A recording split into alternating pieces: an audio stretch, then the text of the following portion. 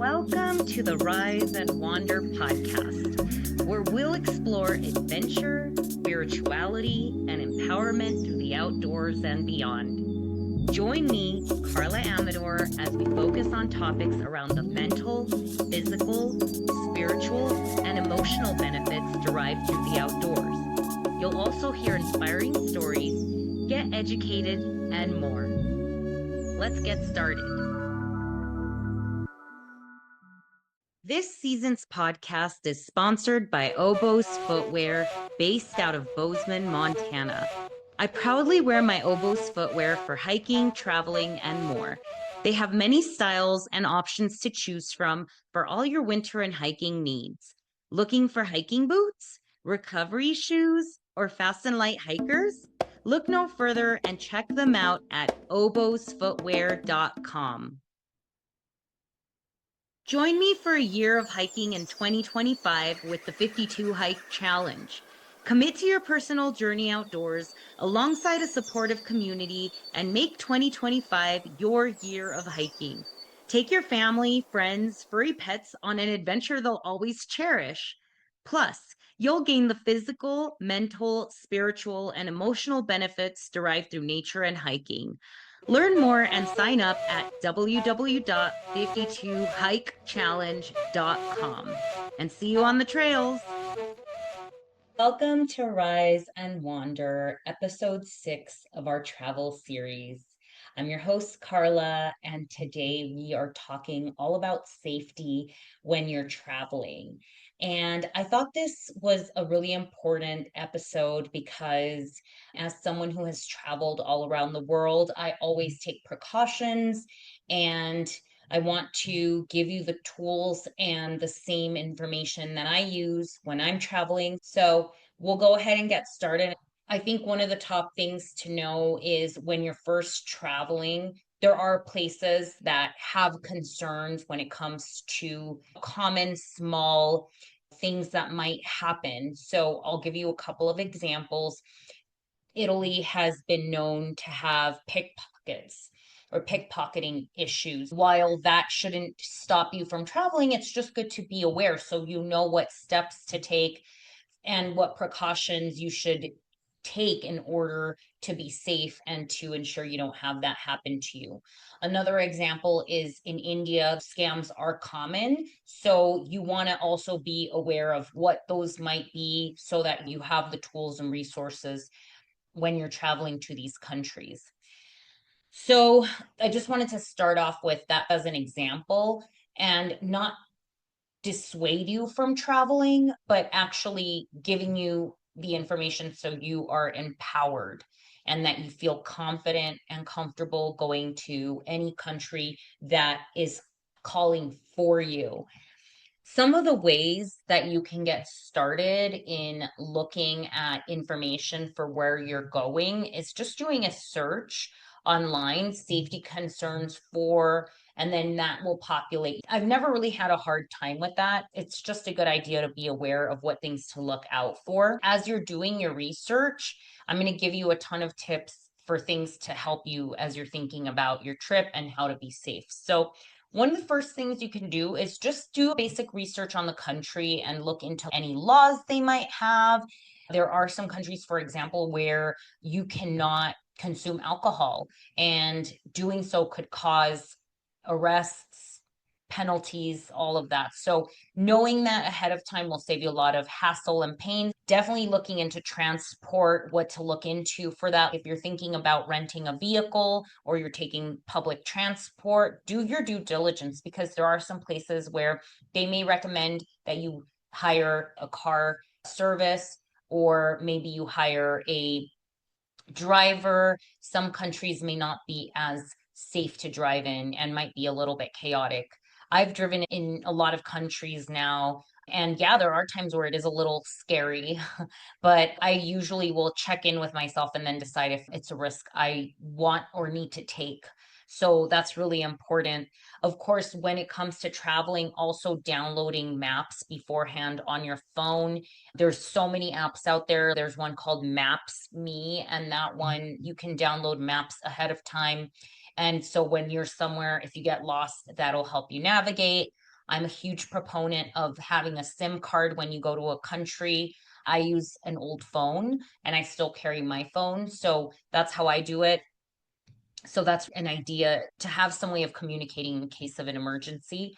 Always let someone know where you are. For example, I have my location sharing on with someone in my family who knows where I am at all times. So that kind of a thing, giving them your itinerary beforehand, checking in once a day, especially if you're out of the country somewhere really far away, maybe you check in every night or something. I also think it's important, and I've heard a lot of stories of not sharing too much on social for various reasons.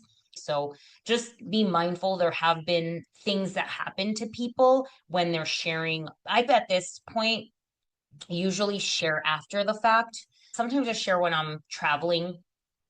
I just really try not to post in the moment. I guess that's the biggest thing. Or when I'm in a specific town, like I usually post after the fact. A really big tip is being a minimalist and not attracting attention through wearing flashy jewelry or having expensive things that could call and attract attention to you. I keep it very basic. I try not to bring any name brand items. Now, I will say that depending on where I'm going, I might adjust certain things, but I try to keep it a little more basic when I'm traveling. That's a huge one that most of the time when you research, you'll find that as being one of the top tips. And of course, like I said, it's going to depend on what country you're traveling to.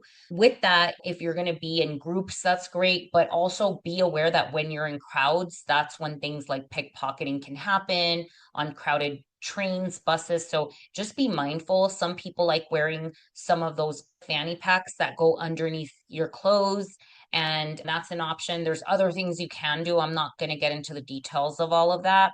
You can research as you're figuring out how you want to protect your things. When I was in Europe last, there was someone and they got pickpocketed, and just be mindful that these things do happen. And with that, do not keep your money in one place. So I like to have money in different places when I travel. I keep some in different pockets because you never know.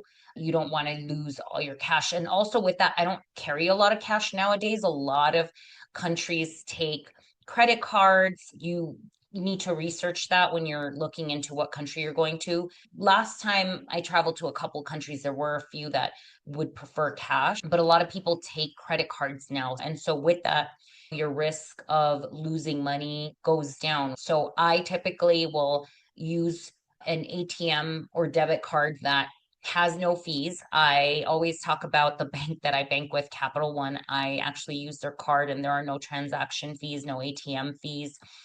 And there's another one, I think it's Charles Schwab, that has a really good travel card that doesn't charge ATM fees or they reimburse it or something. Other things are being responsible. If you're going to drink, minding your drinks literally. As a female, I would say it's probably a really good idea to buy your own drinks and to watch your drinks. And that goes for anything, right? Like just being cautious. I'm not saying you can't ever meet someone and accept a tea from them, but just be mindful. I think following your intuition, your gut is really important. If you're feeling unsafe, scared, it's okay to say no, thank you. Going back to being in groups, when I'm not alone, for example, and I'm going to go on a tour, I use viator.com. You will also want to bring a travel lock for your things. So if you're staying somewhere or even if you're leaving your bags behind, you can lock it. That's another really great idea to keep your things together. Taking photos of the things you're bringing with you. So that way, if you end up losing something, you can at least pinpoint what it was. Another thing that I like to bring is my headlamp. That and an emergency kit. The emergency kit usually has band-aids, things like that. But basically, at night, you never know when it's going to be really dark somewhere. Sometimes I've been in jungles and things like that. And so having that flashlight just gives me that extra peace of mind, or if I'm going to come home in the dark. For me now, I typically do not go out at night unless It's like a really popular area. Italy is a place where I feel pretty comfortable going out in the evenings. But for the most part, my rule of thumb is if I'm traveling alone, I will typically try to get back to my room before it gets dark. Another tip for people traveling solo, it's just really important to always follow your intuition and trust yourself. If you ever feel unsafe, you can go into a hotel, you can go into a busy restaurant and ask for help or take a time out if you need to regroup and all of that. So, other things that are really great to think of is to have copies of your documents with you. These include your credit cards, maybe you have some sort of itinerary that you need to print out, your passport copies, all of that, because you just never know. So, another thought is if you're ever feeling questionable or you're not sure, it's always great to ask the front desk for help of your hotel. So, for example, when I was in India by myself, I would usually have them arrange a pickup and a drop off. And I was really relying on the help of others. There were times where I was like, I don't understand how to book my train tickets, for example, and I had the front desk help me. So never underestimate asking for help. It's actually a really good thing to practice, especially when you're traveling. I'm just going to touch on a couple other items, which is when you're traveling, you need to look into vaccinations requirements so you can take the precautions that you need for yourself.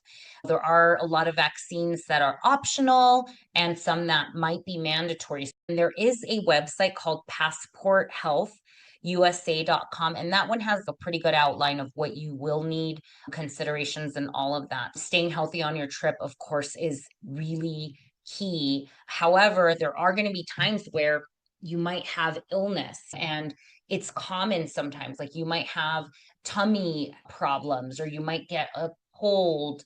So that kind of comes with traveling sometimes. Sometimes you're not used to maybe some of the ingredients or how they process their food. I typically will go to the doctor beforehand and I will have some sort of antibiotic with me. Anything else that my doctor thinks that I should have on the trip. I have a little medicine bag with me that I bring. And also that includes basic over the counter things like sleep aid or some Advil and cold medicine, allergy medicine, like that kind of thing. I'll usually put a small kit together so I don't have to pack everything with me. Doing that research at the beginning is really going to help you on your trip to be safe, to feel more confident.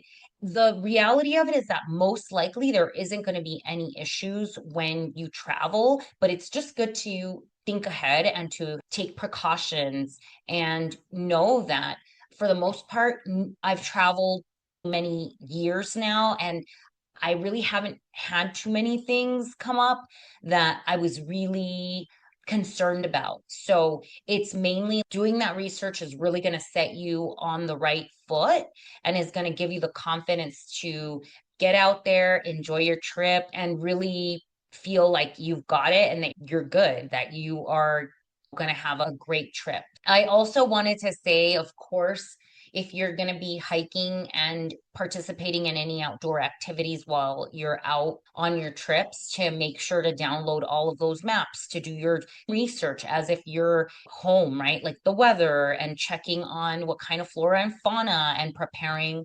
accordingly. You can have an amazing time outside while you're exploring. Yeah, I hope that this episode was helpful in helping you navigate through safety when traveling, and I'll see you in the next episode.